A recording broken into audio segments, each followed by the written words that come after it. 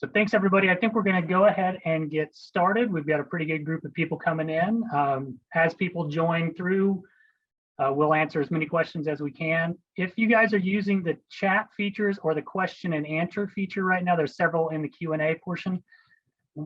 The best way to get a response for the entire group is to go ahead and use the chat portion. There's a question from Mike and a question from Susanna real quick. Mike, I gave you some contact information. I can answer both of those questions offline. Susanna, we will be using the chat feature to talk. We're going to kind of run through that as we go forward. So with that, we will talk a little housekeeping as we get started. But the meeting that we're talking about right now is the third of the strategy sessions for the KC Spirit Playbook mobility strategy sessions. With this today, there will be a brief discussion of how we got into the process, where we're going with it, some expectations on how the meeting itself will run, and then some polls and some questions for you, and hopefully a lot of time for lively communication and conversation. With that, I will hand it over. Thanks, everybody. Hey, thanks, Kyle. My name is Bobby Evans. I'm a planner with the city of Kansas City, Missouri in the long range division, the manager of the mobility element of the Kansas City Spirit Playbook. And this is the third strategy session, or the second strategy session that we've held for this particular topic. We're addressing sort of key questions and priorities. So I really appreciate everyone showing up today. And we got a lot of great information to share, and we're hoping to get some really great feedback from y'all. So the way that we're going to allow sort of let the communication happen is through Mentimeter.com. If you're unable to access Mentimeter when the time arises, please use the chat or raise your hand, and we'll be sure to record your response. If you do have a question during the presentation, you can raise your hand or put the question in the meeting chat, and we will try the best we can to address everything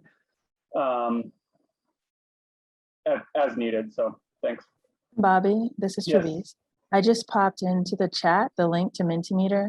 Oh, And thank you. if you click that, it'll open another window in your browser, depending on how you're accessing the internet today. You can also use your smartphone if you want and type menti.com, and there's a code. We'll keep putting into the chat the link and the Mentimeter information throughout the meeting, and then it'll show on screen at different times. So you have plenty of time to access that if you want. Thank you. That's very helpful. I really appreciate it. Yeah, so the Mentimeter interface is really great, and it allows us to have a, actually pretty dynamic discussion. So we're excited about it. Okay. So we're also, looking at this through Zoom, and at this point, I assume, we're sort of about a year and a half into this whole deal, so most folks know how to use Zoom. But if not, to talk to folks, you can hit the chat button. There's a little thing on there that tells you who you're speaking to, so it could be directly to one person or to the entire group. So make sure that you have that specified. And also, if you are interested in speaking, you can raise your hand, and if you need to leave, the red button is to click leave. But remember, they always make you click it twice, so they want to make sure that you're absolutely certain before you leave the meeting. So be sure that you also hit it when it says, are you sure you want to leave? So today's meeting, the overview, we're going to talk a little bit about why we're here. We're going to talk about how the comprehensive plan works, how the transportation element fits inside the comprehensive plan, and we're going to kind of go through that pretty quickly because folks have already heard it a couple of times. I'm sure if you've attended any meetings, it's well-worn information. And then we're going to talk a little bit about what we've been hearing so far in these strategy sessions and our various other channels of public engagement. And then we're going to move on toward our key questions, and the continued discussion is basically how aggressive should we be with some of these mobility strategies in Kansas City, Missouri. And then we're going to finish up with next steps and talk about what our next meeting next month will be. But the meat of it is going to be that continued discussion, key questions. So the purpose of these mobility strategy sessions. As you know, mobility transportation element of the Kansas City Spirit Playbook is pretty cut and dry. It's all things transportation.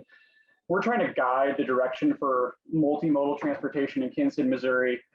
You know, these comprehensive plans, they're about a 20-year outlook. So that's the level we're looking at. So we're trying to maintain a citywide big picture view, but also understanding, you know, these things are going to affect people's real lives. It could be on your street or on the main street near your house. We want to be able to voice the issues, values, and priorities from your perspective. So, you know, you can abstract it into sort of these larger transportation network issues, but also, you know, what's your perspective on things? We also really do, you know, this whole project is built on public engagement, and we need help identifying potential challenges, opportunities, and implementation pathways. So the engagement piece is the foundation on which this entire project is built. And we're also, you know, for those of you who are invested in this plan, and I see a lot of familiar names in the participant list, we just ask that you act as champions for plan adoption. So after this goes through and we you know, put out our recommendations and get embedded in everything, we hope you have our back in terms of making sure that this plan sticks. I'm going to kick this over to Mr. Gerald Williams. Thanks, Bobby, and welcome everyone. Gerald Williams, Long Range Planning. So just quickly, I'll go through these fast because I think you've seen all these before if you've been to one of our meetings. The KC Spirit Playbook is going to be our new comprehensive plan. Our current comprehensive plan is the Focus Kansas City plan. We're in the process of updating that to create a new document. It's going to set our priorities and recommendations and guidance for future land use and growth in the city for the next 20 years. It's also going to address, in addition to land use and development, things like we're talking about today, mobility and transportation and housing and livability and in our open spaces and environment and things of that nature. So again, this is typically on a 20-year cycle. So we're looking at a 20-year horizon on the things we're going to talk about today. This is our schedule overall. We're kind of in the middle of creating our preliminary recommendations to go through with you all and develop the set of recommendations that are going to go into the plan ultimately. We'll continue to do that until early 2022, and then we'll begin to roll out a draft plan sometime late spring, probably next year, and go into the city's adoption process next summer at some point. So that's kind of where we're at right now. Next slide. So this is a generalized structure of our public engagement process right now. Overall, we have 4 topic areas that we're trying to engage the public on. Mobility and visibility, the 2 blue circles you see, are the 2 that we're in right now. We just kind of wrapped up visibility, which is about urban design and in our public spaces and things of that nature. And we're in the middle of our mobility topic strategy sessions, which are about everything transportation in Kansas City right now. Very soon, we're going to begin our serviceability and our livability strategy sessions. We haven't scheduled anything yet, but that's in the works now, and we should be rolling that out very soon. And serviceability, we'll be talking about our infrastructure and how we grow sustainably. And our livability sessions will talk about neighborhoods and housing and affordability and things of that nature. So the middle red circle in this diagram is our empowerment committee, kind of like a steering committee for the overall, setting the overall direction of the plan as we move forward. Next slide. This is just a diagram of what the hierarchy of the plan structure will be. We spent some time earlier this summer talking about what our vision is and what our values and our goals are for this plan document. If you want to see a draft of those, we should have those up on our website. And again, those are kind of the higher level strategic elements, talking about aspirational elements, really talking about what we want to be and talking a little bit about how we can get there. What we're talking about today really gets down into the yellow part of this pyramid, where we begin to talk about more specific recommendations about how to achieve the vision, how to achieve the goals. And that's what all 4 of these different strategy session topic areas are geared towards that yellow area where we talk about action elements. Next slide. So we just quickly, we've compiled a vast database, and Mr. Bobby Evans was key in that, to of all the recommendations of all the citywide plans, all the area plans, all of the focus Kansas City plan, our current comprehensive plan recommendations, thousands of recommendations that we've tagged according to what topic they address. And we have this database we're using. So just to let you know that we're not starting from scratch here. We've done a lot of planning in the last 20 years or plus since Focus was adopted. We do not intend to ignore or throw any of that out. And we're pulling as much of that into this plan as we can, and that's still relevant, so that we make sure these plans are working together towards a new vision, towards a common vision, and we're not starting over with our comprehensive plan recommendations. And with that, I think I'll kick it back to Jay. Thanks, Bo. So all those plan recommendations that Bo just talked about over the years, the focus plan, the area plans, other sub area plans, a lot of it was focused on, in terms of mobility, on multimodal mobility, walking, biking, using transit specifically, especially the transit aspects. And this is one of those key performance indicators of how people are getting to work. And this is something we've shown in the past, but we're showing again that over the last 10 years, we actually have fewer people in Kansas City using transit, walking, and biking. So we've actually kind of gone backwards in that multimodal use, even though many of our plan recommendations over the years have focused on that. Another big part of this is, in terms of those key performance indicators, is equity. It's a huge part of the Playbook planning process and what we're considering.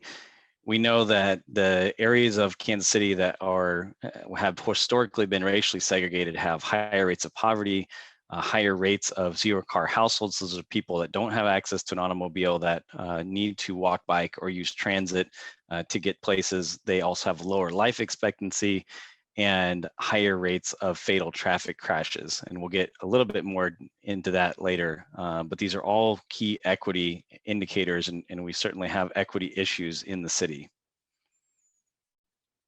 So as Bo mentioned, there's an empowerment committee that has been drafting goals related to mobility. These are some of those goals. There's more goals than this, but these are ones that we pulled out that are particularly related to mobility. I wanted to point out that we are looking at this in a very holistic manner, because we understand that land use planning, neighborhoods, those things impact mobility as mobility impacts them. Other things, accessible housing, parks and open space, smart city innovations, all these different things work together. So this is all part of the plan, and what we're doing here today will help to integrate with what the Empowerment Committee is doing and inform the final goals and refining these draft goals.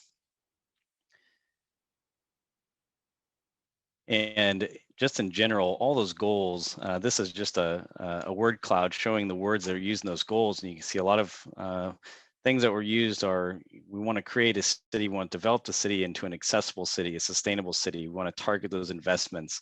We want to focus on neighborhoods, innovation, quality, all those different aspects that factor into mobility. And with that, I'm going to pass it back to Travis. Hi, you all. My name is Travis Pendleton. I'm a city planner and public involvement innovator with Vireo. With me today is Becca Pruitt and Ben Wagner. We're going to help gather some more feedback from you today about what we're talking about. But I want to recap with you what we talked about last time, which really had to do with street design, active transportation, public transit, and equity when you think about transportation. We did some polling, and one of the results that we got from the polling are on screen right now. We did ask about street design last time, and we asked about it in terms of designing for lower speed roadways and whether or not we should be pursuing that in a way that's aggressive or not. And so all of the topics that we talked about had to do with how hard or how aggressive should we be in trying to achieve certain things. So with street design, which is what shows on the left, you can see that there was a more interest in being more aggressive about designing for lower speed roadways than not being aggressive at all. When we talked about active transportation, that really focused on bicycling and walking, maybe even using a scooter for transportation rather than just being in a car and a bus or for transit. We did couch that question in terms of projects. So what percentage of projects should be focused on active transportation? We did the same thing with the public transit question, asked, what percentage of projects should be oriented to public transit. We got a lot of feedback that those two questions were a challenge to answer because people often need more data to answer those questions, wanting to know how much money is spent, what proportion of our budget in Kansas City is spent on those types of things.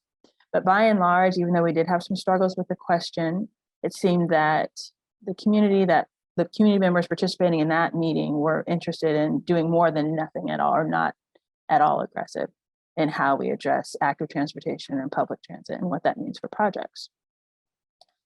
Focusing on transportation equity got more direction when we asked about that question. And we asked, how aggressive should Kansas City be in allocating funding based on targeted equity priority areas? And that often relates to the mapping that Jay showed you earlier. So more than just not at all aggressive, we got more definitive in terms of being aggressive or being very aggressive when we think about transportation equity and what that means in terms of funding. One of the last questions that we asked had to do with, based on everything that we were talking about last time, what's mobility supposed to mean in Kansas City over the next couple of years by 2040, or excuse me, the next couple of decades by 2040. The wording that everyone used is shown here in this word map on the right-hand side of the screen. Access was one of the things that people were talking about. They're talking about access in addition to the word mobility. They're talking about transportation, the ability to get around, services, and what that means. And I think that's really awesome because 25 years ago, when we asked that question through focus, people also said access. So there's a lot of continuity over the time. Now, in this meeting, we've got the chat box going and there's questions popping into the chat box, and you can still do that throughout this meeting, but we just wanted to capture for you all some of what we heard in the chat box. So it's easy to say we're going to focus on this one topic, but we know that transportation is very nuanced, and so we could see a lot of the nuance in the conversation in the chat box. So land use and development was a topic, along with really specific types of improvements. We talked about universal design, thinking about that more so than ADA requirements. We talked about street design, not just about how fast can you go on the road, but what's driver behavior like? How many lanes do you have? What happens if you remove a lane? What are the actual guidelines that we have? Do we just look at the common things, or do we look at like NACDO, and do we think about safety? And what about our traffic signals? We talked about what happens if you separate different modes of traffic on a particular road. What happens if you are not in a car and maybe you're biking and you need extra support? Like you might need parking for your bike or for your scooter. We talked about mode shift, and mode shift has to do with when we think about the change in how you get around. So if we were just thinking about getting around by car, and that was a goal that we had, we know that Jay showed data that we haven't really changed how we get around, but what if we did have a goal related to how we get around, and that's a mode shift goal. So instead of just getting around by car, maybe we have a goal that's a lot of our trips, a certain percentage of our trips are by transit or by bike or by walking. We talked about funding some more and how changing where funding is allocated should be considered. We talked about education for all travelers, the environment, what it means if you employ green infrastructure solutions into your transportation projects. We talked about the usability of the transit service, what it means to be inclusive. And then we had more conversation about equity, not just in terms of who's affected by crashes and design, but also what it means if you are inside of Kansas City versus outside of Kansas City and trying to use our system. So today, what we want to do is continue the conversation and talk about three topics: transportation and land use, regional mobility, and safety. And for each of these topics, we have a key question that we want to ask you. We'll talk to you about data, and then we'll share some findings with you and then ask you for your perspective. And that's when Mentimeter will pop up for you.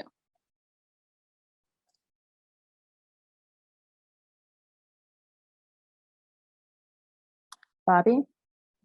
All right, sweet. Yeah, so we already had one person raise their hand to ask a question, Susanna Rica. Okay, sorry. Okay, yep. Here you go, Susanna. I've let you speak, so you can just unmute yourself. Yes, I meant to lower my hand, not raise it. Oh, okay, no problem. Awesome. All right, we'll hear from you in a bit then. Thank you. Mhm. And okay, then Laura Loyakino. I hope I'm pronouncing that properly. Nope, I don't have a question, sorry. Oh, okay, all good. Well, hey, can't say I didn't try.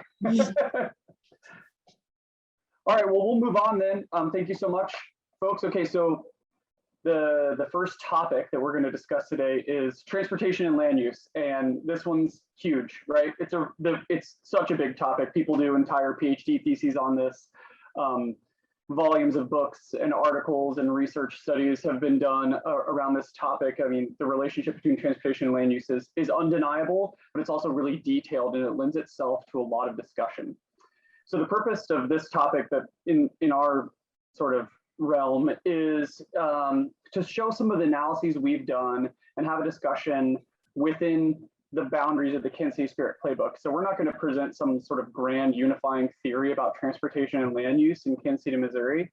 Rather, we want to hear a discussion about community priorities in light of this data. We're going to present the information and extra context as needed, but essentially we boiled it down to this question: should Kansas City allow its mobility goals to drive land use decision making? Okay, so if that doesn't make sense to you now, I promise that we're going to do the best we can to make sure that it does by the time we're asking you the real question. So we're going to try to keep this discussion in sort of terms we can measure the world of data. So we're talking about trip patterns and land use and zoning, building permits, who lives where, what's getting built where, and how people move around. And then be able to push forth this discussion of our mobility goals helping shape our land use decisions. Okay, so we're talking the first thing, population density. It's the most macro statistic you can get in terms of land use. And so we're starting big and we're going to go in narrow. So on the left, you're going to see a bar chart, and Kansas City is the red bar. And from left to right, it's the more dense and the less dense. And on the right is the map of population density in Kansas City, Missouri. So you can see amongst our peer cities, we are one of the least dense cities among cities that are comparable to ours. So this is a choice selection of other communities that we compare ourselves with. So on the left, you're seeing Minneapolis, Milwaukee, and Pittsburgh. And on the right, we're more in the Louisville, Nashville, Oklahoma City world. Now, we understand Kansas City has grown a lot and annexed a lot of property. We have a lot of undeveloped land, a lot of undevelopable land in terms of parks and open space and sensitive areas. But you know, it's also safe to assume that Kansas City is not the only community that annexed land. We're not the only community over time that you know, has undeveloped and undevelopable land. So across the board, these metrics hold pretty well. So just in sort of the grandest terms, we are one of the least dense cities in the country.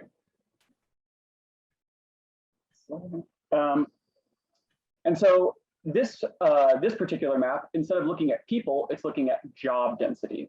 And you can see that the lighter colors are where there are fewer jobs per square mile, and the darker parts are where there are more jobs per square mile. And you can see it's pretty much focused in that when you're looking at Kansas City, Missouri, and those black outlines are our 18 area plan boundaries. It's focused in sort of the downtown, midtown area. The rest of Kansas City, Missouri is not particularly job dense, and you know, rightly so. You're going to see a little bit more job density in sort of southern Johnson County, Overland Park area. But so we've seen where there's more people per square mile and where there's more jobs per square mile. Thank you. So what we're looking at here is building permits by type, 5-year rolling average. So we've split up residential building permits into 3 categories. The dark line is single family. The blue line is small multifamily. That's between 2 and 19 units. That's a duplex to a 19-unit apartment building. And we call that the missing middle. And the yellow is a large apartment building that's over 20 units. So you're seeing this in sort of a histogram fashion over time, a line graph, and you can see predictable dips and jumps. You see the Great Recession there in 2008, and you see a really big boom in the late 80s, early 90s. That was the last time, about 40 years ago, that apartment unit construction outpaced single family home construction, was 40 years ago. And that's what we're seeing now. So nowadays, and this is a trend that's been going for, it looks like about approaching 8 or 9 years. Almost all the, like, multifamily is being constructed at a higher rate than single family. However, notably, almost all of the apartment units being built are in very large buildings with 20+ units per building. And if you drive around Kansas City with your eyes open, you can't help but to notice that. There's sort of larger apartment buildings going up everywhere, and that shows up in our building permit data. So that's what's getting built on the residential end. So then this is a pretty interesting map. It's going to show residential units gained or lost from 2000 to 2018. So this shows sort of how development is occurring from geographic distribution. So the red and the orange are places that have lost residential units. The green and the dark green are places that have gained residential units. And you can see that it has not happened equally across the city. In fact, it's quite unequal. Almost all the housing development that's happened that has occurred has been in that little spot downtown and the suburban fringes. However, we see a pretty notable amount of housing that's been lost sort of in that east side of Kansas City, Missouri. So yeah, this is sort of trying to flesh out this picture of, we're seeing what's being built and where, and now we're seeing where it's being built and actually where we're actually losing residential units. So this one is permit activity for non-residential, that's commercial and industrial. It's followed a very similar trend for residential. So most of this construction's been downtown, suburban fringes, and also in the Missouri River bottoms. And it's notable that construction outside of downtown, these if you can sort of equate non-residential building permit activity with jobs, right? These jobs are not easily accessed by transit, walking, or biking. So we're building ourselves from a job standpoint into a community that's not where folks can't get to work easily and conveniently by transit, biking, or walking. And taken together, when we look at this development, we're looking at a fairly unequal picture, right? Half, roughly, of the development has happened in 3 of our area plans: Greater Downtown, Shoal Creek, and Midtown Plaza. But Greater Downtown absolutely winning that race.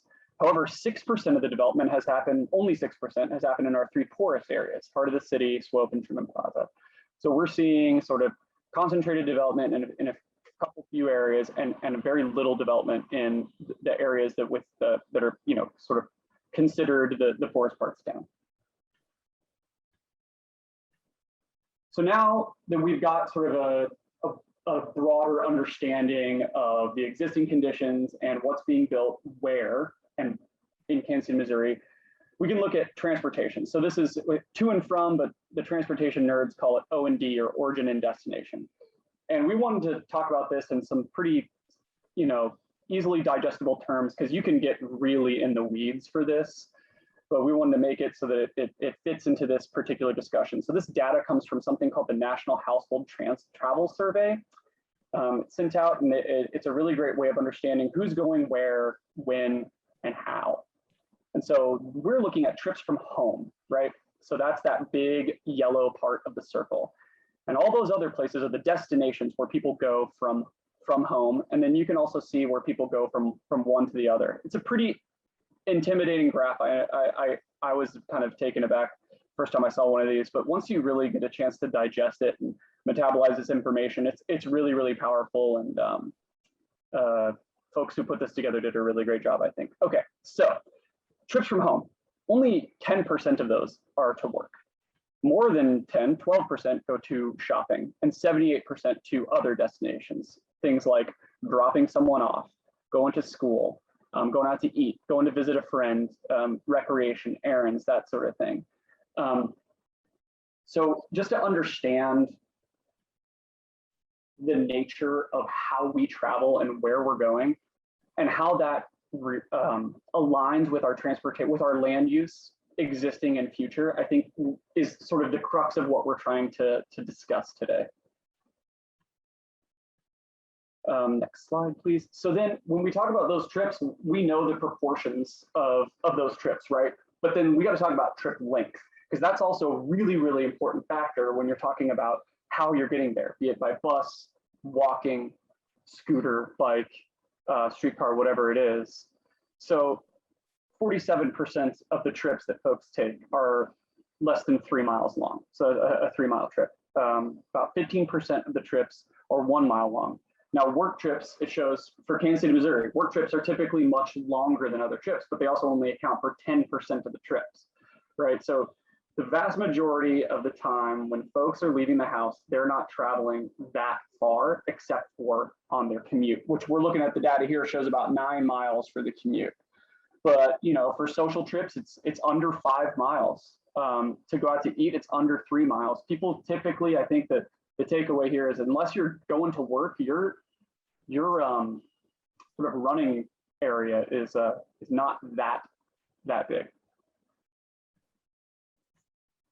So this map shows people who commute to work by non-automobile mode, right? So that's this walk, bike, and public transit. And we're seeing that sort of concentrates in a pretty particular area downtown, but also in that same area in, you know, what we generally refer to as the east side that Jay has made note of in our equity discussions in previous strategy session meetings. So you're seeing where folks are commuting, not by car on this one. Okay, so another aspect of the transportation and land use discussion that has been in the ether for over 20 years is how things are built. So these are sort of like site plan suggestions, and what we're showing you is site plan suggestions from Focus. So this is from 1997's Focus, which I don't think necessarily gets enough credit for as being as progressive as it really is. So it put out sort of like templates or, you know, ideas for folks to really understand what it would take to have a site that is conducive to multimodal transportation. So making it easier for folks to bike, walk, and transit to where they want to be, because a lot of this stuff not only happens at this sort of like legislative land use area, but also at the very small site plan area. So we're seeing things like, for here, we're looking at a neighborhood shopping center, you know, basically the orientation of the buildings and the parking matters a great deal to whether or not it is bike, walk, and transit friendly. Next one, please. Office and industrial parks, it can be kind of hard to read this because of just the leaps in technology in the last 25 years, but we're showing this to show, you know, like this particular one shows a much more connected street grid for an office industrial park, and how these things are laid out can make a huge difference. Next one, please. So with the office, you know, you have the building facing the main streets as opposed to a parking lot. You have clear walking routes throughout that parking lot so that folks can safely and easily access the building from all edges. So plan unit developments, right? You make a plan, but you want to make sure that what gets built actually has a street grid to facilitate transportation. And then, you know, a residential subdivision, the one on the left, you're seeing, you know, some people call it cul-de-sacs, but at a larger level, we call it a lollipop or a dendritic street pattern. And on the right, it's, you know, they're a little bit more curvilinear, but that's a street grid right there. And that's going to facilitate a lot more transportation options than doing something that essentially has a bunch of dead ends.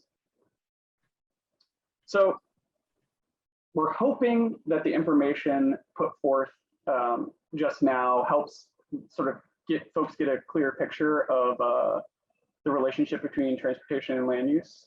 And so we want to pose this question. Okay, are we going to start driving our land use decisions based on our mobility goals? So if we were to do this, one of the, you know, we want to talk about what could occur and what we need to do, just like the last meeting. That's the sort of routine we're in. So this may increase land use density, intensity, and mix. And we want to just hit home that this is context sensitive, but the density, intensity, and mix of land uses would change in a positive trajectory. Secondly, we think that this will make it safer and more convenient to access your everyday needs via transit, biking, and walking. And it would also increase the number and frequency of districts or nodes of activity. So if you're going to, prioritize folks getting around bike, walk, and transit, you're going to need more sort of neighborhood serving commercial activity. You're just going to need more of it, right? So what we need to do is marry this whole 15-minute city idea with our economic and neighborhood development goals. So if you're unfamiliar with that, the 15-minute city idea is that every neighborhood in the city should be able to access their daily needs without a car within a 15-minute travel time. We would also need to change our development regulations to allow for more intensive uses. Remember, this is context sensitive. We're not talking about putting a skyscraper in the middle of your neighborhood. It's more of the sort of missing middle, that 2 to 20 unit, or even, Kansas City's colonnade style multi-unit typology being more frequent, things of that nature. And we would also need to attract new types of development. So we would need to start incentivizing smaller businesses in different parts of town, as opposed to going for the bigger fish. We would need to also create a marketing strategy and make it easier to gain development approval for these smaller buildings. So that's sort of where we're at in terms of trying to consider if our land use decisions were driven by our mobility goals. Hey, Bobby. Julie Stutterheim has her hand up. Awesome. Let me find her. Oh, yes. Okay, Zoom, you make it so easy. Okay, Julie, you're on. Hi. Hi. Hi. I don't know if this is the right time to ask this question, but how much teeth does this plan have in terms of like actually keeping a developer within these parameters? Is this sort of just a suggestion for the city, or is there actually like teeth or something that would hold a developer to these guideposts? And if you could use like a specific example of how this plan, once developed, would help not just envision, but actually keep a developer into some parameters. Okay, I know I can get an answer, but I saw that Kyle Elliott has unmuted, and I know he can give a really great answer. That is a great question, Julie. So this is the most overarching of our plans. This is the one where we get the general goals and general guidelines. From that forward, we take the recommendations that you guys would give us, and then we will do additional, more detailed plans. So this is the one that drives further things. From this, we take direction on other plans. So this is the most general of those, but it's the one where we hope to get the most insight. So if you're looking for one to purely curb or contain growth in an area or transportation in an area, another step would probably be required. Got it. So the plan is essentially just a vision, and then there's not really any regulation attached to it or anything like that. Okay. Okay, thank you so much. I don't see another hand up, so I think we're going to kick it over to. Oh, sorry. Now, all right. We talk about things in terms of aggressiveness, okay? And in this particular question, we were talking about how aggressive should we be in terms of the relationship between mobility goals and land use decision making. So past and current examples of moves toward aggressiveness include mixed use nodes, which came out of the focus plan, and area plans, where we're calling for a future land use future land use outlook that that planned for these smaller nodes throughout town, which is essentially kind of very similar to the 15-minute city. Also some multimodal transportation goals that focus put forth, and the area plans and other plans that put forth in terms of creating the necessary transportation network so folks can actually get around. We also have a transit-oriented development policy, and we have some transit-oriented development, or TOD for short. So if you hear that again, remember that's what we're talking about. overlay where the allowable land use is such that it is supportive of folks who are of transit. And we have one coming down the pipe right now called the Prospectus TOD. So it's a plan to help facilitate transit-oriented development on Prospect Avenue. So we are trying to understand. One of the questions we're going to ask is, today the planning team believes, we believe that we're slightly aggressive in allowing our mobility goals to drive land use decision making. We had a lot of internal discussion about this. We're going to ask you the same question: where do you think we are now, and where do you think we should be? So right now, our planning team believes that out of a 1 to 5, not at all to very aggressive, we are slightly aggressive. And we're going to kick it over to, we hope y'all will visit menti.com, and the code is 41542670. And we're going to have 3 questions that we ask. Yeah. And I'm going to kick it to Travis because she is so good at this that it would be a shame to not let her do it. Thanks, Bobby. I think also, Becca, can you drop the Menti link in the chat in case we've had some people that want to use that?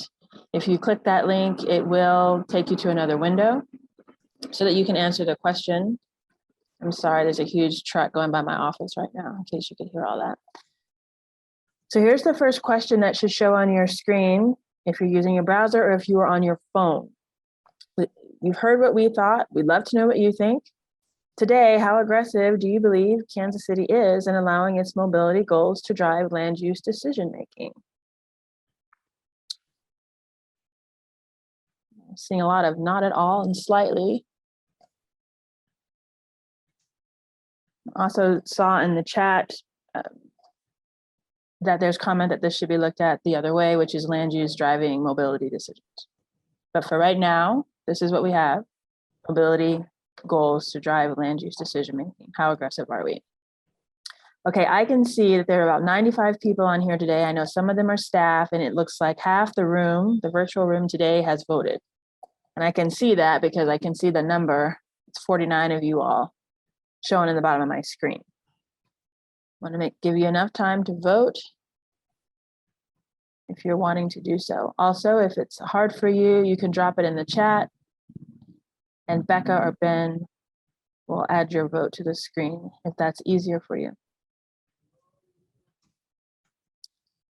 Okay, it's a little over half of you all, 25 of you think it's slightly, followed by 14 not at all. There's 6 of you though that think we're very aggressive, 10 moderately aggressive. Okay, about 60 of you all have voted. I'm gonna go ahead and go to the next question. I'm gonna move a little faster because of time. If you are on this screen on your browser or on your phone and you're still voting, you can do that, but I'm going to go to the next slide and you'll see a blue button that appears on your screen or on your phone that says that I've moved to the next slide. So here's the next question. Same thing, but in the future. So thinking about 2040, how aggressive should we be in allowing mobility goals to drive land use decision making?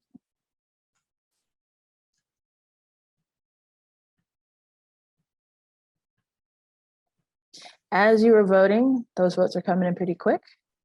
I want you to also think about this next question, which is no matter what you said, if you said aggressive or very aggressive, moderately, slightly, or not at all, what's a policy that you think we're going to need?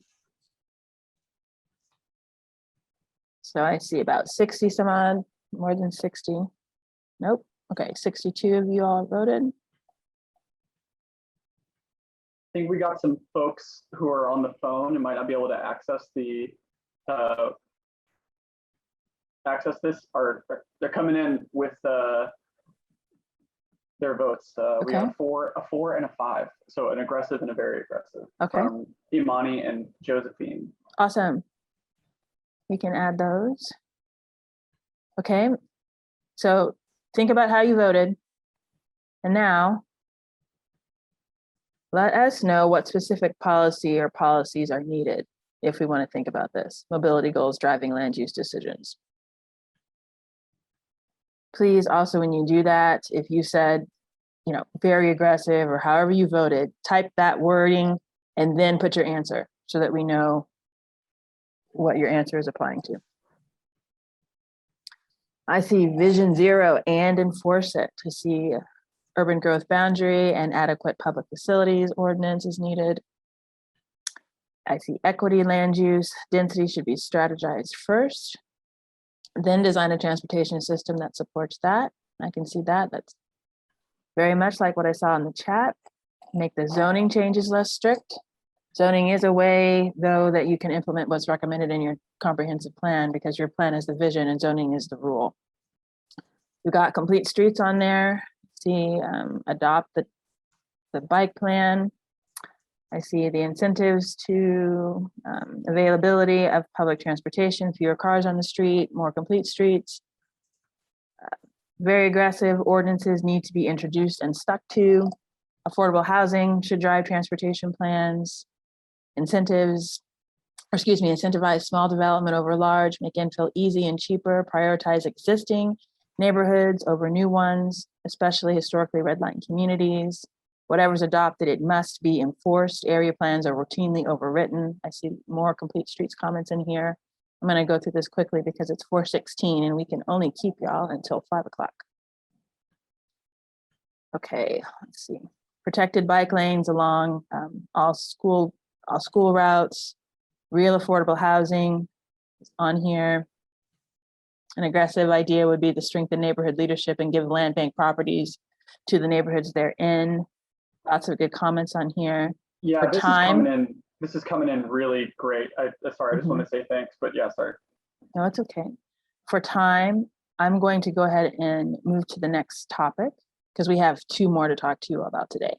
Just to point out though that I'm just jumping all over you, I'm sorry. This is going to be on the website if you want to add more information as well. So okay. I'm just so pleased with how excited everyone is about this topic. Thank you. So I'm sharing my screen with you also, you can kind of see what's coming in, but I am going to go to the next topic. If you're still on this, you can still add comments, okay? And when I go to the next slide, you just hit your blue button. Go ahead, Jay. Okay, so the next topic we're going to talk about is regional mobility. I've already seen a couple comments in the chat and on our last one, somewhat related to this. And it's generally related to this question of whether or not Kansas City should improve upon its role as a regional leader in transportation, creating sustainable mobility networks. And we're going to go through a bit of data. We know that a lot of people travel to Kansas City from other cities, from other states even. That has implications for traffic, for air quality, parking, transit, and all other aspects, which we'll cover a little bit, but not a full data set on this. As Bobby said, there's a ton of data out there, so we're going to hit some of these high points, especially with various modes of transportation. So when we're thinking about regional mobility, we're thinking about where people traveling to and from, and these 3 maps represent where people come from to get to work. So on the left, that black box is the Northland. And essentially what that map shows is if you work in the Northland, the dark red areas are where you live. And so you can see that most people who are working in the Northland are living in the Northland. On the far right is a map of South KC, very similar. If you work in South KC, you're most likely living in South KC or just areas directly south. But in the middle, we can see this is the central city, the urban core. And if you work in the urban core, you're really coming from all over the city, from very far out in the suburbs and from the urban core itself.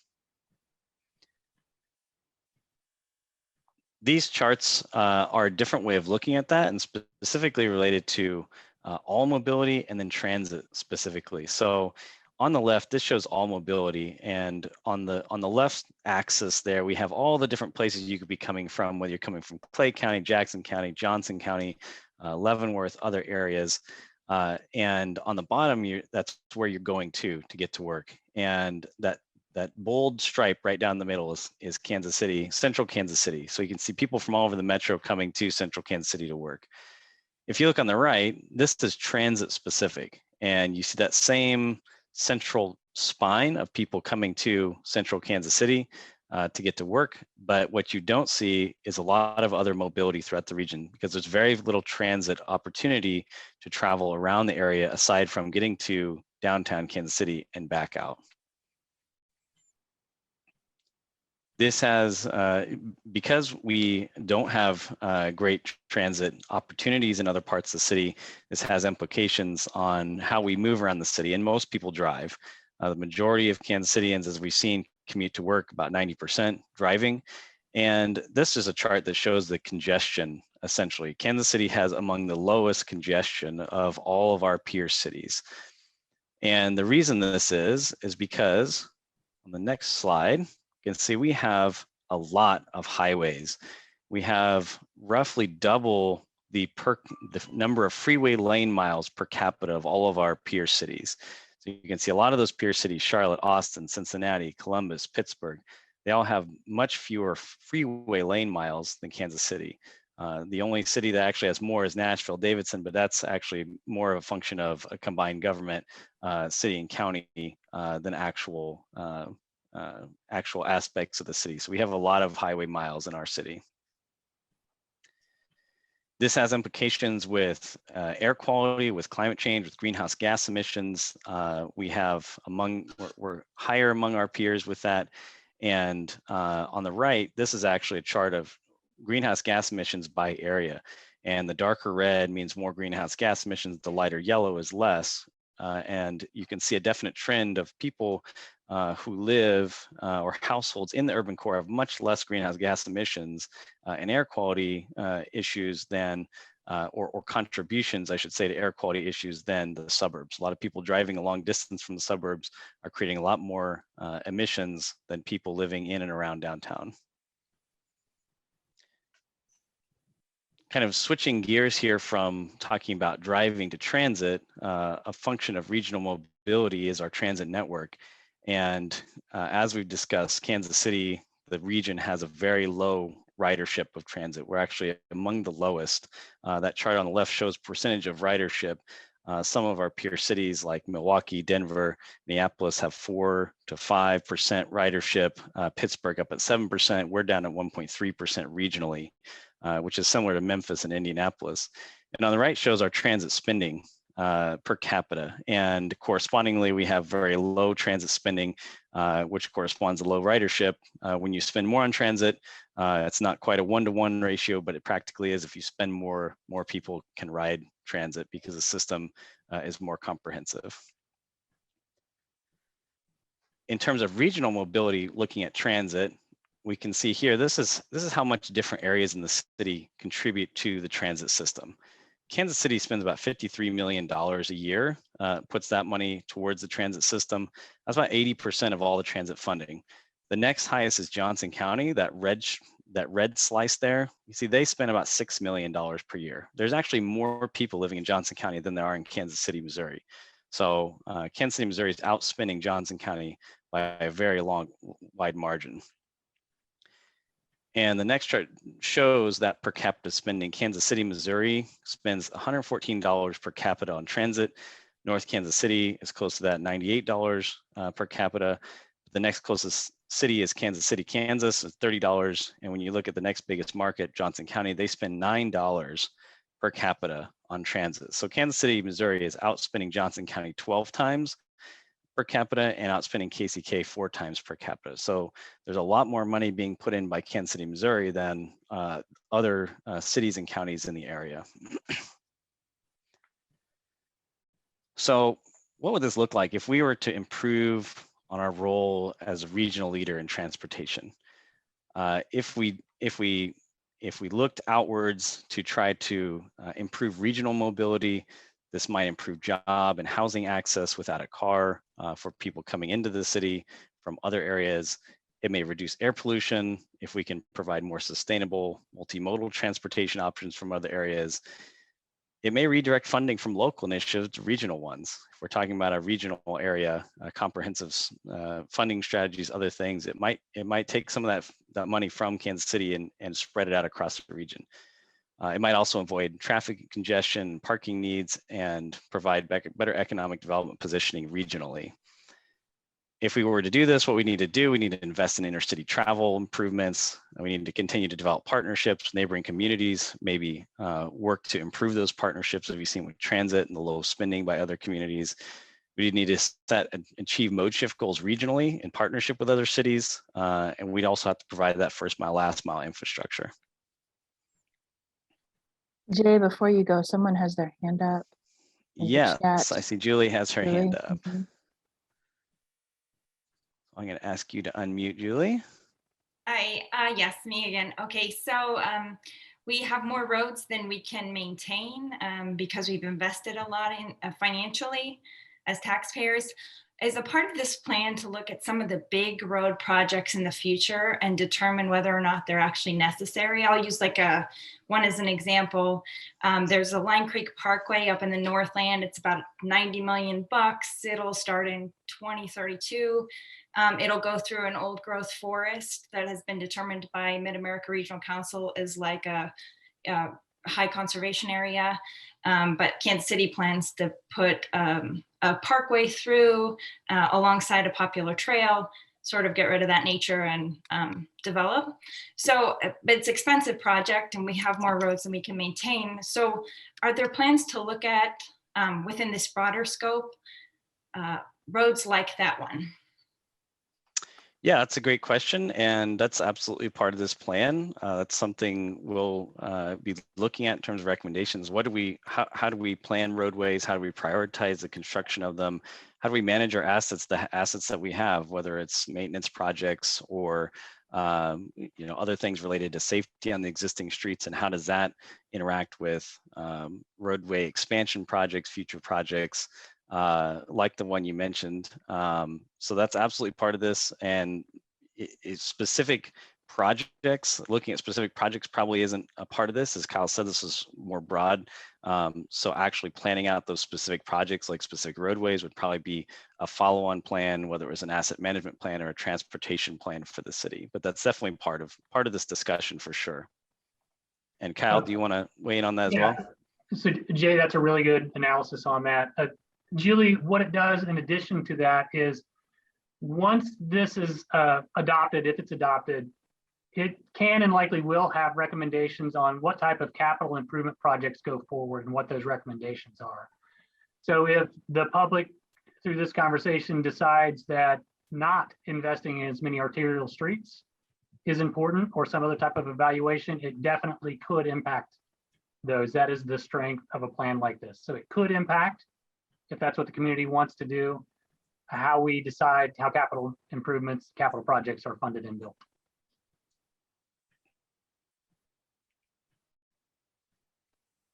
Are there any other hands up? I think the hands are. Looks like we have Ryan with his hand up and Peter as well. But Ryan, let's see, I'll ask you to unmute. Hi, kind of similar to Julie's question. She kind of asked about future projects. Is there the scope or the ability to, have some sort of recommendation to do kind of a wider look at the roads that we already have and start looking at which roads with which number of lanes, how many miles are actually needed that we already have, and which ones we could also afford to continue maintaining, and then maybe look at citywide how much of this land that we have dedicated to cars that cars are not using at a great frequency, do not suit the goals that this plan sets forth, and repurpose them to better suit the goals that the city will set in this plan. So yeah, Ryan, how this plan would likely work is where you've got is where we hope to get, is that could be a potential recommendation of this plan that an audit or a further analysis on road capacity be conducted. So within this plan, it covers so much stuff that you'd never get down to that level. But this plan will create a lot of recommendations that the city will then follow over the next 20 years. Hopefully we get to most of those sooner than that. So yes, those would be the type of recommendations that if is supported by the community, we would like to follow. So hopefully that answers your question. Yeah, great. Thank you. And I see Peter also has hands up. Peter, I asked you to unmute and talk if you would like to. Okay, can you hear me okay? Yes, I can.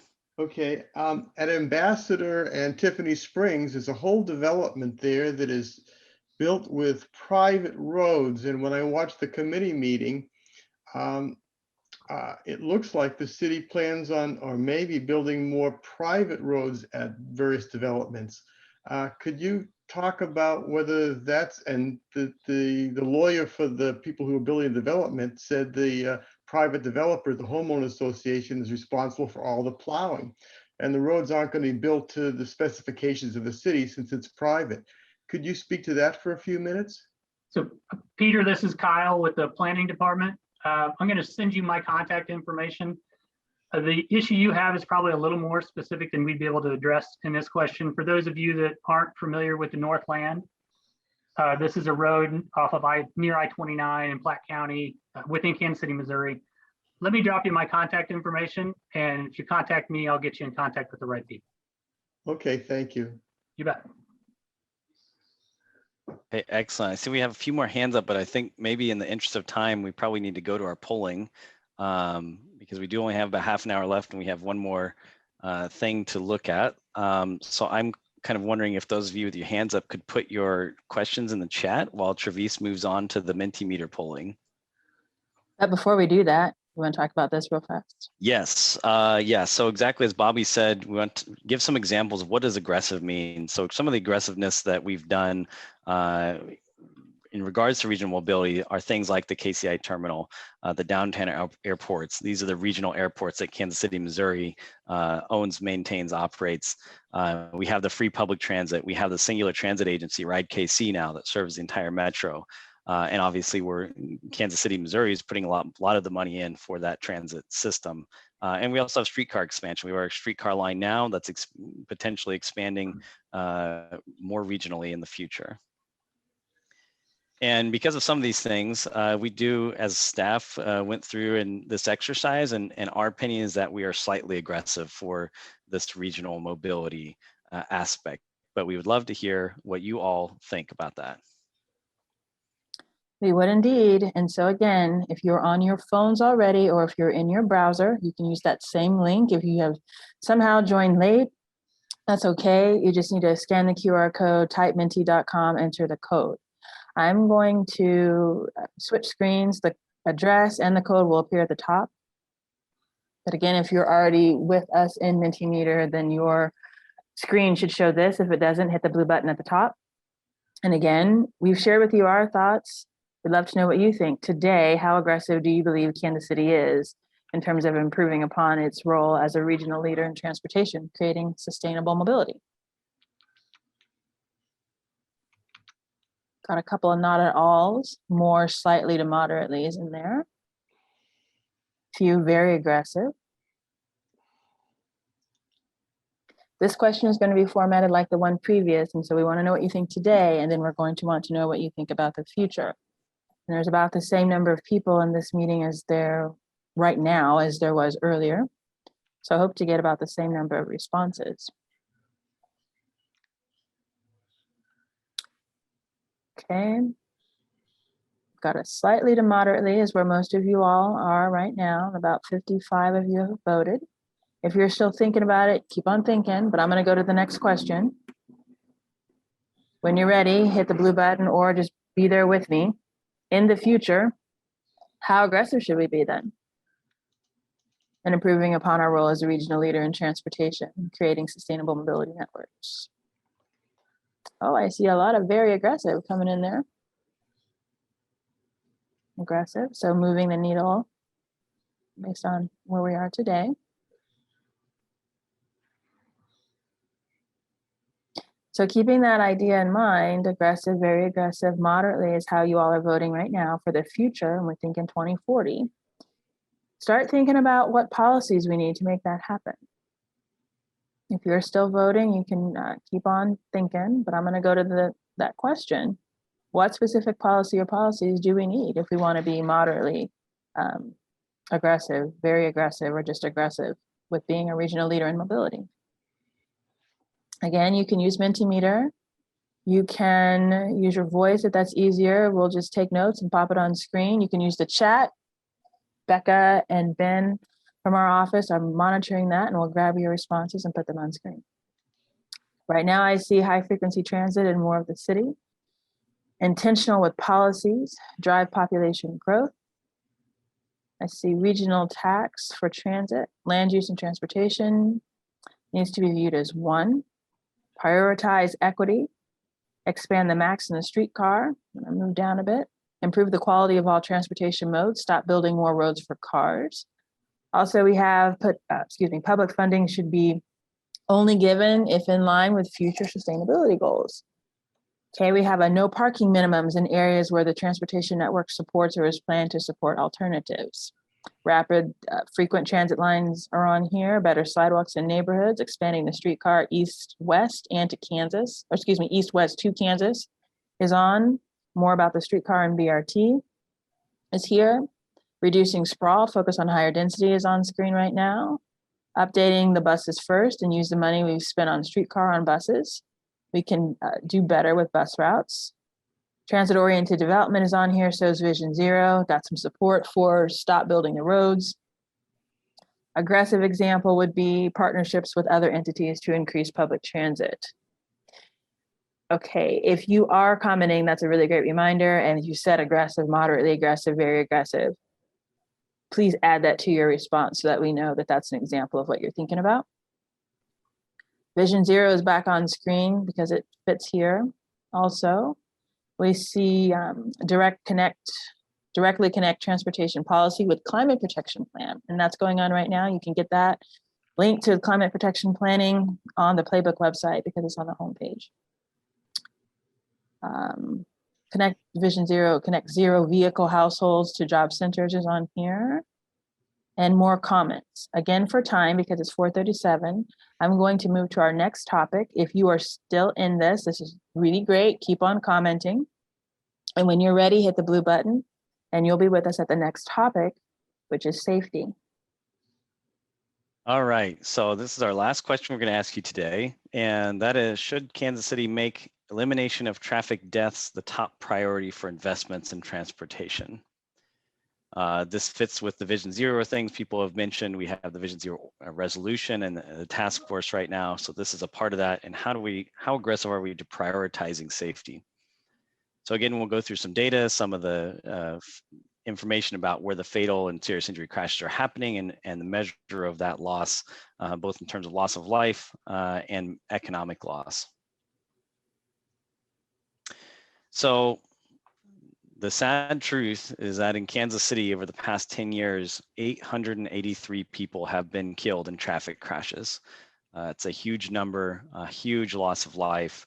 And in addition to those killed, over 4,000 people have been seriously injured. When we say seriously injured, that's people who've been paralyzed, people who have had head injuries, who have had broken bones, who've had severe lacerations down to bone.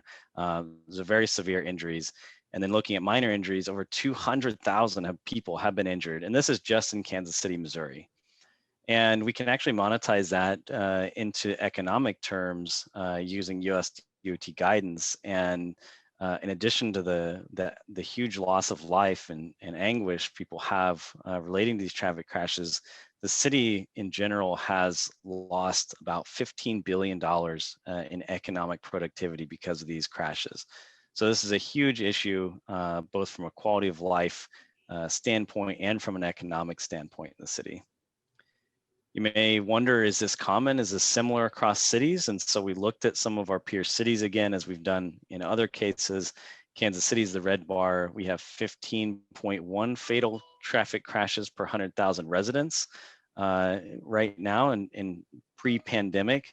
This is higher than the Missouri average, which is 13.7. This is about 50% higher than the United States average, just 10.3 fatal crashes per 100,000 residents. And in general, we're only second to St. Louis in terms of our peer cities and having the most fatal traffic crashes per capita. The map on the right, you've seen several times in several of these meetings looking at the equity issues surrounding this, but we want to give some more hard numbers to this when we're talking about these rates. And again, that red bar is Kansas City, Missouri on average 15.1. If you look at the area on the map bounded by the black box, and that's the black line on the far left, that's the east side of Kansas City, primarily east of Paseo. That's even higher, 18.4 fatal traffic crashes per 100,000 population. And then if you look at the green box, which is directly west of that, through the Midtown Plaza area, they're at 6.3 fatal traffic crashes per 100,000 population. So depending on the zip code you live in, on the east side or west side of the urban core, if you're on the east side, you're almost 3 times more likely to die in a traffic crash than if you live on the west side. So there's a huge disparity here in terms of equity when we look at fatal traffic crashes. A different way of looking at equity is looking at the different modes. We know our lower income residents oftentimes don't have access to automobiles, so they're walking or biking more. And the pie chart shows the share of fatal and serious injury crashes by mode. 2% for bicycle, 11% for pedestrian. It may sound like low numbers, but when you look at the actual number of trips that are being made, walking or biking, about 13% of our crashes are bicycle pedestrian, but only about 5% of our trips are bicycle pedestrian. So if you're walking or riding a bike, that you're 2.5 times more likely to be killed or seriously injured than if you're driving in the city. So again, looking at this issue, if we were to make the elimination of traffic deaths a top priority investments, that may, we hope, reduce traffic deaths and serious injuries. It may also promote equitable mobility outcomes for residents. It may direct more funding to safety improvements in areas of high need, like the east side, as we just discussed. It might change mobility experience. It's really not a mutually exclusive thing, pitting safety against traffic flow, congestion, because while some safety projects might make more congestion, other safety projects might make less congestion. And importantly, if we have fewer fatal and serious injury crashes, there's less disruption, especially on highways, when you look at the amount of time spent in congestion as a result of these fatal or serious injury crashes. So what we need to do, we need to develop a safety focused action plan. This is something that's part of the Vision Zero resolution. We need to create a safety focused design manual in relation to the action plan. We have to prioritize safety above all other things when we're prioritizing improvement projects, and we'd have to target funding those areas of greatest need. So some of those measures of past aggressiveness, some things that have been done already. We're talking about the aggressiveness. We do have a Complete Streets Ordinance from 2017 that called it a few things like Complete Streets Design Guideline, Complete Streets Performance Measures, and annual reports. These are closely related to safety and Vision Zero. We also have the Vision Zero resolution from 2020, adopting the goal of eliminating traffic deaths and serious injuries by 2030. Calls for Vision Zero Task Force and Vision Zero Action Plan. And while we do have these ordinances resolution on the books, we still have a long ways to go to completing implementation of these things. So again, as staff, we talked this over of where we think we are. We think we're slightly aggressive.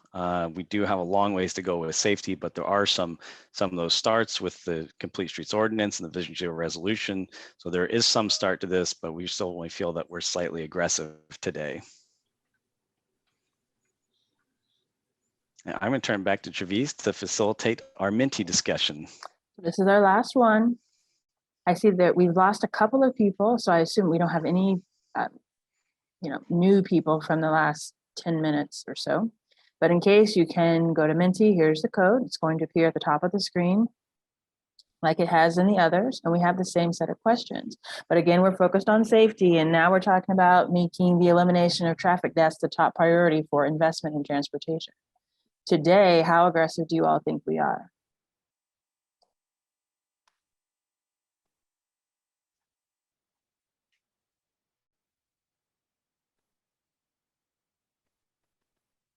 We've got a lot of not at all on this one compared to other questions that we asked you, the two previous ones. Got slightly and moderately coming in.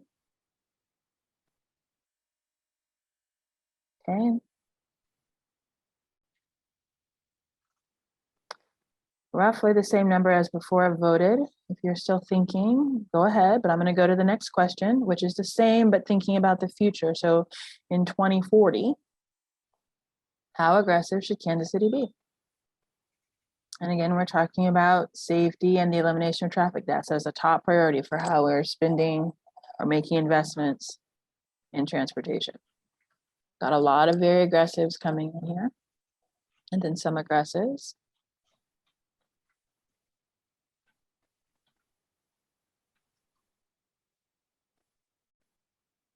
Got a couple of moderates, a couple of slightlys, but mostly aggressive and very aggressive. So as you're still voting, and again, if you were on the first question, hit the blue button and it'll take you to this one. Looks like a similar number of you have voted as before. We want to know the same thing. What's it going to take to do that?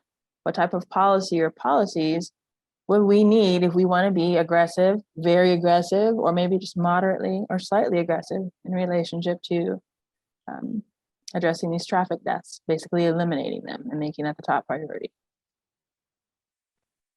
A couple of votes still coming in. You can vote, but I'm going to go to the next slide. Again, if you're answering this question, please add the level of aggressiveness that you have in mind when you write your comment, if you can do that. Otherwise, just let us know what you're thinking. Again, you can pop it in the chat if that's easier. Becca and Ben will grab it and it'll show on screen. Also, if it's hard for you to use the chat, you can use your voice. Just want you to raise your hand so that we can get you unmuted. So right now what we have is protected bike facilities, specific policies that are needed, pedestrian refuges or bump outs on all streets near residential areas, get the police out of traffic enforcement. We have make biking and walking safer for all ages and abilities. Very aggressive would be complete streets and traffic calming. Very aggressive would also be designing streets for all types of traffic, not specifically for cars. Very aggressive could be road diets and reducing speeds and separating bike lanes or separated bike lanes. Something else that would be good is lower speed limits throughout the city. And last time we talked about design speed and lower speeds on roads. Crossing less than 25 feet for pedestrians. That would be important. Complete streets is popped on screen again. Very aggressive is narrow wide streets. Narrowing drive lanes, traffic calming, protected bike lanes again, more traffic calming. Eliminating slip lanes, enforcing design requirements, more about the speed, reducing that. Very aggressive would be reducing the speeds within the metro. Very aggressive is also enforcing laws and reduced speed zones. An example of an aggressive policy might be integrated Vision Zero principles in design, just as LEED or Envision for all transportation projects. What else do we have? Design streets for people first and fire trucks second. Narrow streets are generally safer streets. And last time we talked, there was a lot of conversation about emergency vehicles. And that conversation was, I think a lot of it was in the chat. There needs to be an element of enforcement when it comes to dangerous drivers. That would be an example of aggressive policy. Start now and design streets that discourage speed and dangerous driving. We also have, it's a share the road issue. Drivers can be aggressively disrespectful to cyclists in some parts of the metropolitan area. Complete streets is back on again. We also see remove obstacles to biking and walking. Fill in the sidewalk gaps, especially in built-out neighborhoods. We need protected and connected bike infrastructure. There needs to be wider streets and slower residential speeds, safer crossings at lights. We need to consider the scale of the roadway. And again, we're back to complete streets. An example of a very aggressive policy would also be crosswalks that actually match where people cross the street. Enforcement at crosswalks for pedestrians, as cars usually don't care that there are people crossing. We need to educate drivers and pedestrians. Something else in terms of policy is to get rid of a few of these interstates. That would be a massive undertaking, I think.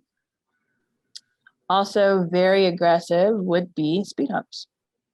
Road diets are on here, 25 mile per hour or lower speed in the whole city. Road diets is another example of aggressiveness. Speed limit again, now we're talking about 20 miles per hour speed limit. Complete streets, vision zero, universal design, reduced speed limits, traffic calming elements, and camera enforcement. That would be an example of very aggressive policy. Another idea for very aggressive is any traffic death or serious injury should be followed by a detailed investigation into the cause and provide infrastructure solutions to prevent future crashes. Got ADA on here again, or not again, but ADA accessibility is here.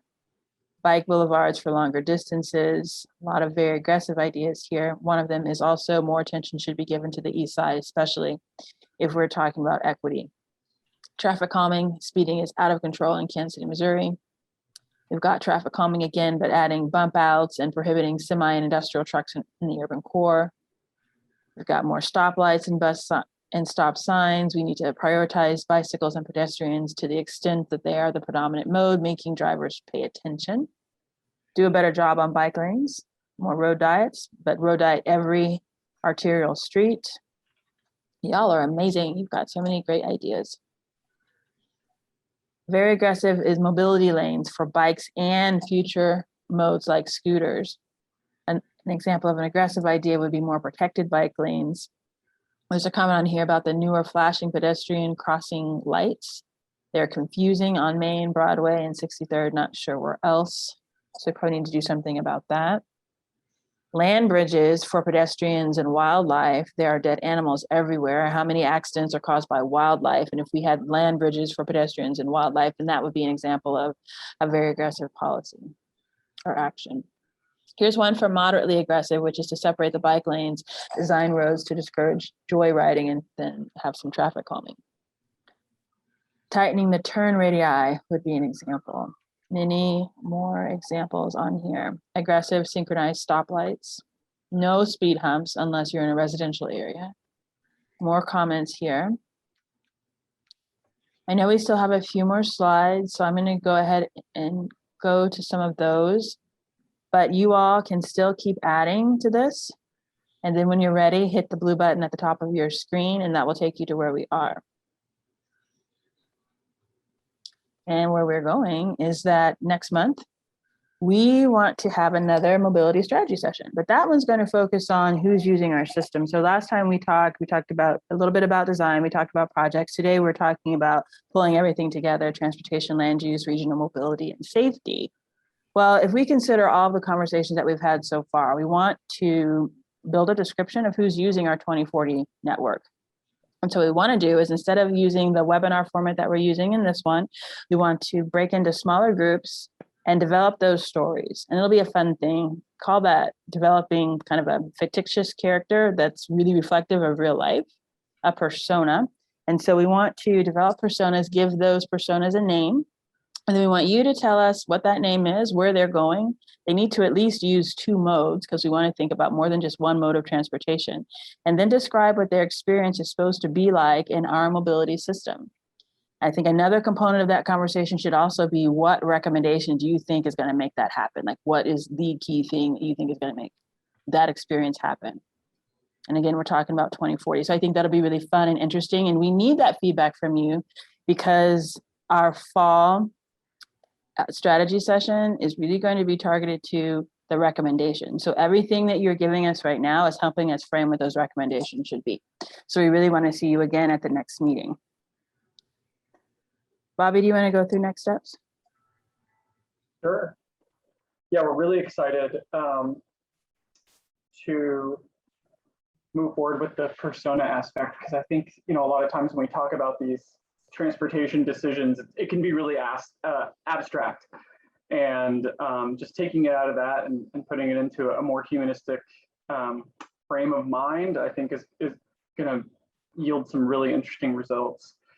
So our next steps, we've got this personas and stories of future mobility, which I'm very excited about, on September 23rd at 3:30.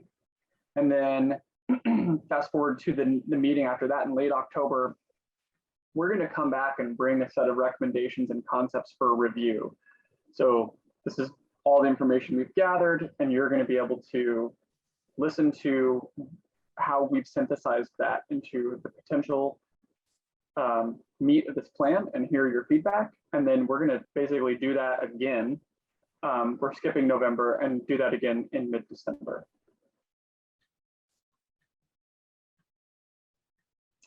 So these are the 4 strategy sessions that you're looking at. Mobility is the one we're in, and I just went over the upcoming schedule. Visibility, top left, has wrapped. But we also have 2 others that we've mentioned, livability and serviceability. They are going to have meetings in the fall and winter. Livability is about housing affordability, code enforcement, and neighborhood revitalization. Serviceability is where we're going to talk about infrastructure, sustainability, city services, resources, and growth, and how we're going to grow from a city services standpoint. Those 2 strategy sessions will be running more or less concurrently. We're just about to get all of our ducks in a row to be able to really address those in earnest. And we look forward to seeing you there. We really are very focused on trying to reach as many people as possible. I hope you all understand that if there were not a very serious global pandemic occurring, we would be out in the community meeting you all face to face. But we can't do that. So we have to do this all online because that is the safest thing for us to do. So what we're trying to do is just get your zip code. So we know what part of the city we're hitting, what part of the city we're not hitting, how we can change our efforts to reach out to people in places that we haven't hit. It's very, very, very times a million important to us that we are reaching the entire city. So please, if you don't mind, give us your zip code here. And if you can't put it in the Mentimeter, please put it in the chat, because we need to constantly refine our efforts to reach the entire city. So we're going to leave it here for a minute because I know it's going to take all 730 of you in this meeting. Actually, there's 72, but to tell us where you're from or where you live. And we had such great feedback. Our sort of staff chat was just amazed at the amount and the depth of what we've been hearing. This we couldn't be happier with what we've been seeing from the participants in this meeting. And for those that are adding your zip code, I just want you to know the reason why some of the numbers are showing larger than others is because those are the ones that are being entered the most frequently. And so the zip code, oh, sorry. So there's more people from 64109 and 64111 and 64108, for example, than 64158.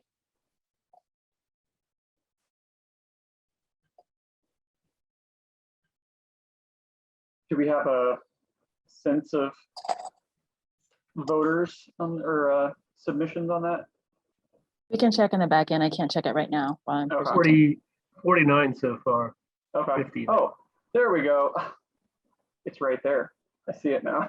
Oh, I thought you meant how many at 64111, for example. Oh, no, Okay. no. I meant like, you know, how much longer we need to let this roll. So we've got 71 participants minus 9 panelists. So we got 51, and then it looks like several of them are in the chat as well. And Becca and Ben will drop those on so they will show I've up. been adding those in. Thank you. By the way, Becca and Ben, thank you so much for the behind the scenes work. We really do appreciate you. So if you're still adding your zip code, you can go ahead. But with that, I think we're at the end of that meeting. Bobby? Yeah, we really appreciate y'all. And remember, September 23rd, we're going to continue this discussion. And we really appreciate everyone's input. Thanks for joining us today. Thanks so much. See you at the next meeting. Thanks, Thank everyone. y'all. Bye-bye.